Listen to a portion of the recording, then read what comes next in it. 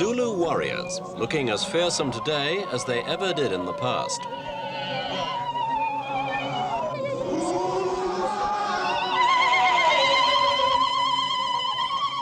Last month, thousands of Zulus, men and women, young and old, put on their full traditional dress, the only concession to modernity being the occasional footwear, to take part in events marking the 100th anniversary of the Zulu War. These proud Zulus are the direct descendants of the army of King Cetshwayo that fought so fiercely against the British Redcoats back in the time of Queen Victoria. Normally, the old battlefield in the shadow of Isandlwana hill lies silent and deserted. But in this centenary year, it holds a special fascination and draws visitors from near and far. Down to Rorke's Drift, and if you look across to the west, you can see the Isandlwana mountain quite easily. The Zulu War has been called unnecessary, even silly. It arose out of a dispute between the Zulus and white settlers over lands on the Transvaal border. In 1878, the new British administrator rejected Zulu claims to the land and sent an ultimatum to the king to disband his army. Cetshwayo refused, and the dispute escalated. On January the 22nd, 1879, here at Isandlwana, 20,000 Zulus confronted a British force 1/4 that size. The Zulus, outgunned, lost about 3,000 men, but the British were routed, losing 858 men as well as 471 native auxiliaries. Isandlwana was a big victory for the Zulus. Local souvenirs recall the events of that day, which spilled over to the nearby outpost of Rorke's Drift. This was basically a small mission station and hospital. The defenders numbered little over 100, while 3 full Zulu impis, or regiments, launched wave after wave of attacks until well into the night. And you'll see further cairns down, up the other side, you'll see further... They set fire to the buildings and even penetrated them, but the defenders held out. 17 died, and the morning light revealed 400 to 500 Zulu bodies around the post. Over 600 Welshmen of the 24th Regiment died on that January the 22nd of 100 years ago, and 9 were awarded the Victoria Cross, the highest valour award at the defence of Rorke's Drift. A guest visitor, Major General Lionel Harrod, Colonel of the Royal Regiment of Wales, recalled those events of 1879. Well, clearly the battle here at Isandlwana was scarcely a victory. But I think in the 100 years on after a battle, I don't think one looks at victory and defeat in the terms that it was obviously looked at in 1879 or in the years immediately afterwards. I think what is important that we look on this as a commemorative visit to a battlefield in which my regiment played a very large part and in which we can have various ceremonies of reconciliation and remembrance. I think that's the way that one looks on a battle which caused such enormous casualties on both sides, both the Zulus and to my regiment and to other regiments 100 years after. The white stone cairns can still be seen on Isandlwana Hill, marking the places where Britons and Africans fell. So for the Zulus too, it's a time to think about the past, a past that still has deep meanings for Chief Buthelezi, the Chief Minister of KwaZulu. Well, if it doesn't mean a rebirth, I wouldn't call it a rebirth of the Zulu nation as such, because of our identification with other blacks and other South Africans. But at any rate, I think that in a way it does strengthen, it does reinforce that great spirit of what was a mighty nation. And I think that for the struggle of liberation as a whole, it's a good thing that we should have, this past to look at, to inspire us, and bring about a change that is meaningful. Do people remember the old wounds? Well, I think that there are a number of people who are not very happy about it. And in fact, some distort the thing by saying that we have decided to come and say thank you to whites for killing our people, for annihilating us as a nation. But in fact, since black and white has got to be permanently here in this country, whether we like it or not, I think that we'll approach the thing in a spirit of reconciliation. And do you think that both sides look at it that way?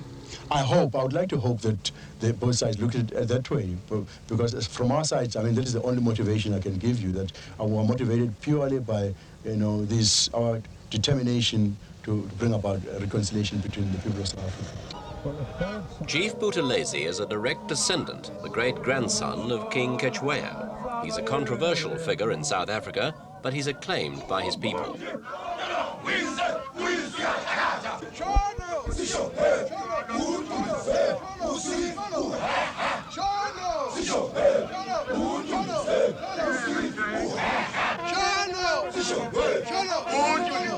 The Zulu nation numbers about 5 million today, though many have left their homeland in search of work, and they form a large percentage of the population of the black townships outside white cities.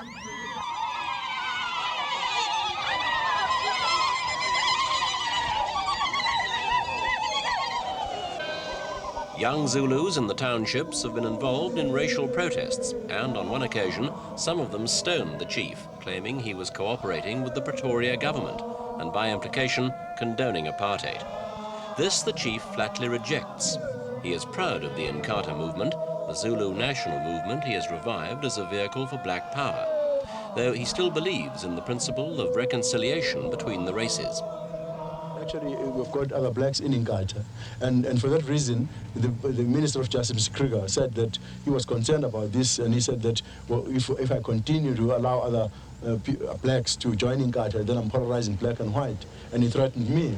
And I stood my ground and told him point blank that as long as the Nationalist Party gets all whites to join the Nationalist Party, then I have the same right to get Africans to join Inkatha, because truly speaking, we don't even call it the Zulu culture, or what we call it the National Cultural Liberation Movement.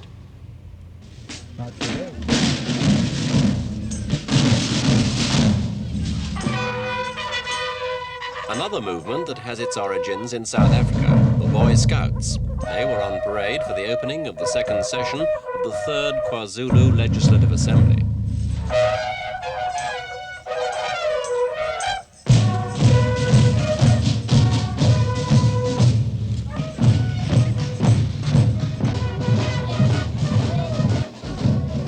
Chief Buthelezi agreed in 1972 to accept self-government for KwaZulu, literally the place of the Zulus.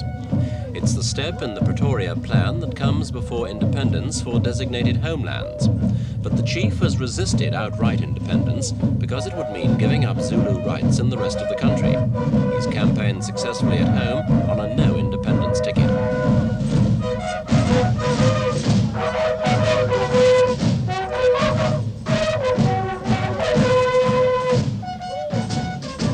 After the opening of the assembly session, Buthelezi stood with the king of the Zulus, Zwelithini Goodwill Ka Bekuzulu, a direct descendant of Shaka, the founder of the Zulu nation early in the 19th century. The king is Ngonyama, or lion, a tribal father figure, but it's Buthelezi who's the politician.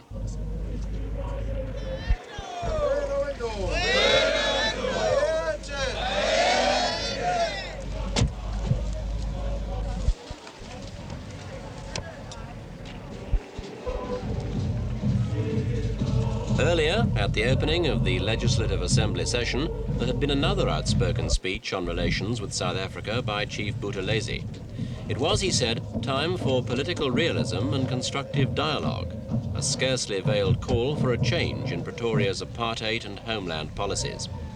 But he added that in spite of South Africa's past record, he's still prepared to take a chance with its leaders and salvage something from the wreckage. These blunt words were addressed directly to the South African Minister for Cooperation and Development, Dr. Piet Koornhof, a liberal in the context of the Nationalist Party leadership and the man who started moves to desegregate sport.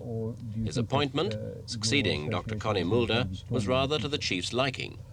Well, actually, I see him as someone very exceptional in many, many ways, because his predecessors, as I made the point very clear in the assembly, were completely different from him, as different as chalk is from cheese. So that, in fact, I wouldn't say that the discussion I had with him was a clash as such, but it is true, of course, that he may have resented, certain things that I said, very bluntly, as I do all the time. But at any rate, his approach, I think, as evidenced by Crossroads, for instance, where he relented when the government he did not want to relent at all, indicates to me that he has a new approach. And furthermore, I think that also as far as the question of shunting our people around, moving them for ideological reasons, I mean, he's disenchanted with that approach completely. Now, but of course, the English say that one swallow doesn't make a summer. So that then we get down to the question of whether, in fact, he alone can pull it off. I mean, the meaningful change that we're all seeking. But now, it seems so far anyway, it seems that the Prime Minister is supporting him, as far as I can get the vibes, you know. That Is supporting? Yes, he's supporting him. But Do you think that there are enough men of goodwill on both sides in South Africa to make this possible? Well, actually, if it was a question of numbers, one might as well give up. Because you see, in this world, it's the bad that always predominates. But one always hopes that in human affairs that, you know, there may be a core of good people who can bring about change, that they can act, in fact, as some kind of, what shall I say, as some kind of leaven, kind of, you know, a catalyst, you know. Yes. Often, even throughout history, sometimes it's a few people who do these things. Even if you think about the religions of the world and think about Christianity, if you think that Christ, if he was the Son of God, that he had only 12 disciples, I mean, he could have had an army and so on. So that I believe myself that it doesn't necessarily follow that because there are not enough men on both sides that one must be despondent. I believe that as long as we have a core of good people, I mean, Piet Koornhof may well be the beginning of that core on the other side of the colour line. He may well be that. But it's too early to judge. When you look over your new capital emerging from this bushveld here in the White Buthelezi Valley, do you feel any pangs for Zulu history, that this was once the site of a great chief's royal kraal? Is history sad for you when you look back on the 100 years since the Battle of Ulundi in 1879? I must say, yes, it is sad. Sad in the sense that, you know, I get very depressed when I think that, in fact, even after 100 years, one cannot talk about a reconciliation. That, in fact, the problems, you know, that caused the war have not been resolved after 100 years. That I must confess. So, for Chief Buthelezi, the problems that brought war to Zululand, KwaZulu's former name, are still at hand. As he sees it, the continuing efforts by the white man to subjugate the black, to use his labour and to take his land. To support this, he can point to the fact that KwaZulu, as drawn by Pretoria, consists of over 20 separate parcels of land, scattered across the white areas that make up Natal province. In places, one side of a road is black, the other white. The Zulus remain basically agriculturalists and herdsmen, and the chief is greatly concerned with developing his country's economy. It is one way in the modern world to restore the Zulus to their former greatness, to build a foundation for further unity between black and black, and also to create common ground between black and white in South Africa. This, the chief says, is why the Zulus want to grow stronger, and not, as his enemies claim, because he wants to create a Zulu dominance over other black groups.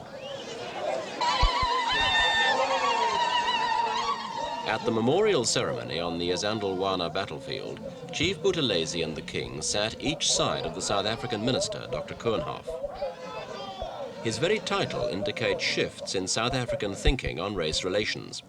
Once he would have been known as Minister of Bantu Affairs. Now he's the Minister for Cooperation and Development. When Dr. Koornhof spoke to the KwaZulu Assembly, he agreed that aspects of social and political life offensive to black Africans must be removed, and he admitted the need for accelerated political development allied with economic aid.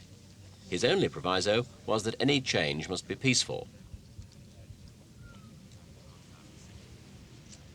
Dr. Koornhof then unveiled a plaque honouring those who died at Isandlwana, over 4,000 on that one day alone. The majority fell on the Zulu side, armed with shield and assegai and only the occasional firearm. They knew they would suffer heavy casualties before forcing their way forward to hand-to-hand combat.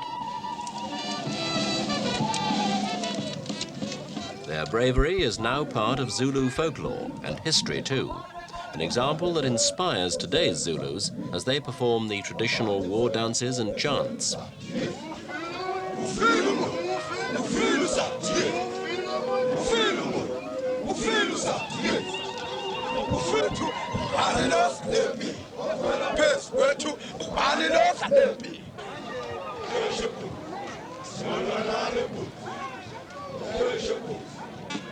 flag of Britain, the Union Jack, flies again above the field for this memorial occasion, though the white band and detachment are the Natal Carbineers, a local regiment that also served at the original battle.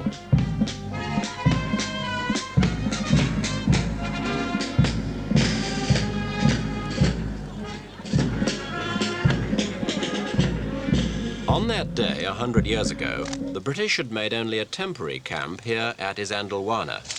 They knew a Zulu force was in the area, but they were surprised when the Zulus suddenly appeared over an escarpment in perfect battle formation.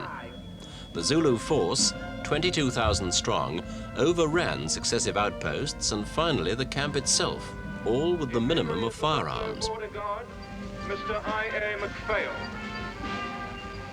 It was a terrible reverse for the Redcoats, and many took back home with them horrific tales of their Zulu foe, partly because of his disregard for death and partly through cultural misunderstandings.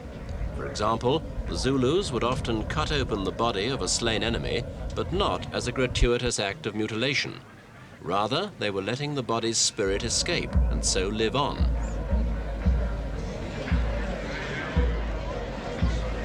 In the afternoon, a memorial ceremony at nearby Rorke's Drift was led by a Zulu choir.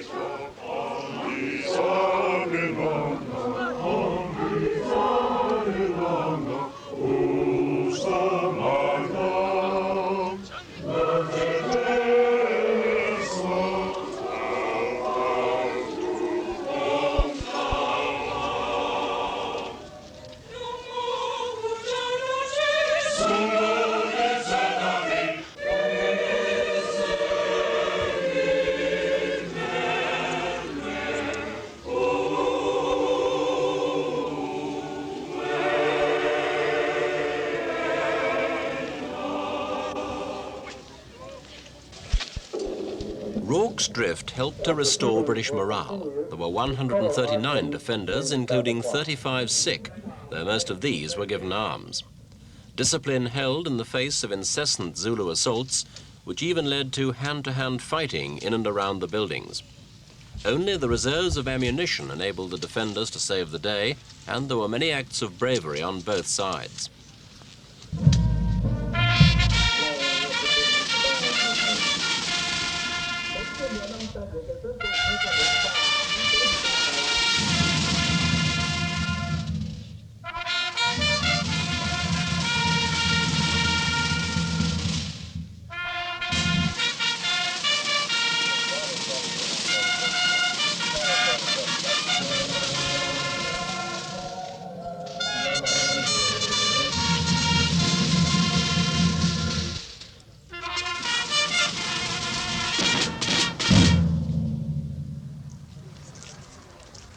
A further ceremony was held at the Kwazulu capital, Ulundi, where the British inflicted the final decisive defeat on the Zulus. Lesser clashes and battles had continued after Isandlwana, but on July the 4th, 1879, an experienced British force, supported by cavalry and artillery, advanced across the Buthelezi River towards the royal kraal of King Cetshwayo and drew up in a square facing the Zulu defenders.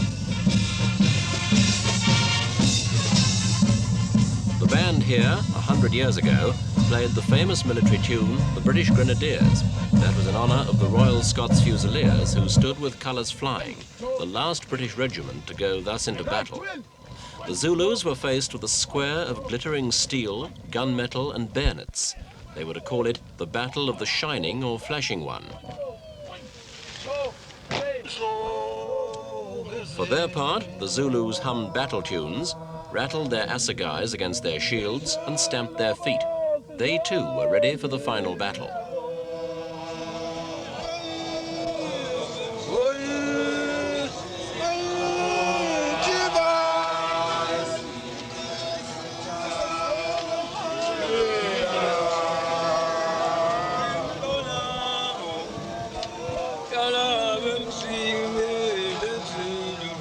In the event, the contest at Ulundi was one-sided. The British artillery opened up and the Zulus charged. But they couldn't get through the hail of bullets from rifles and machine guns, supported by cannon shot. After half an hour, the attack faltered, and then the cavalry left the square to pursue and kill the broken foe. The royal kraal was burned down, King Cetshwayo was captured, and the Zulu Empire was broken up. The war was over.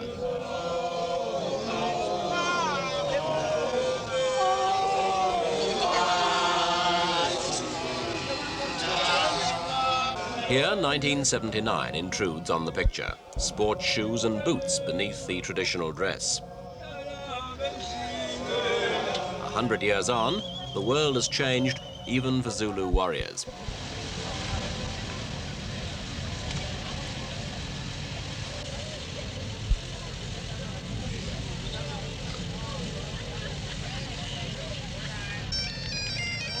Strange, too, to see the British flag above the Kwazulu capital and to hear the sound of the bagpipes as a lone Scotsman commemorates the part his countrymen played in the Zulu War.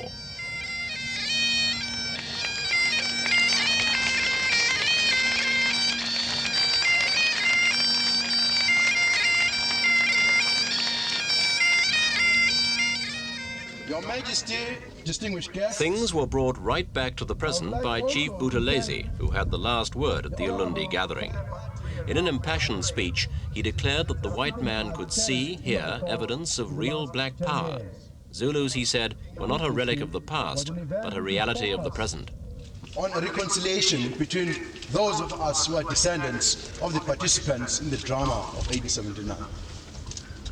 And I knew that because there has been no real reconciliation between us as black and white descendants of those who participated in the tragedy of the Anglo-Zulu War, that it was going to be a very difficult exercise. Buthelezi's message, then, is that black and white must learn from the battles of 1879. In his view, they must understand that they live in one country, with one history and one future. Otherwise, brave men on both sides will have died in vain.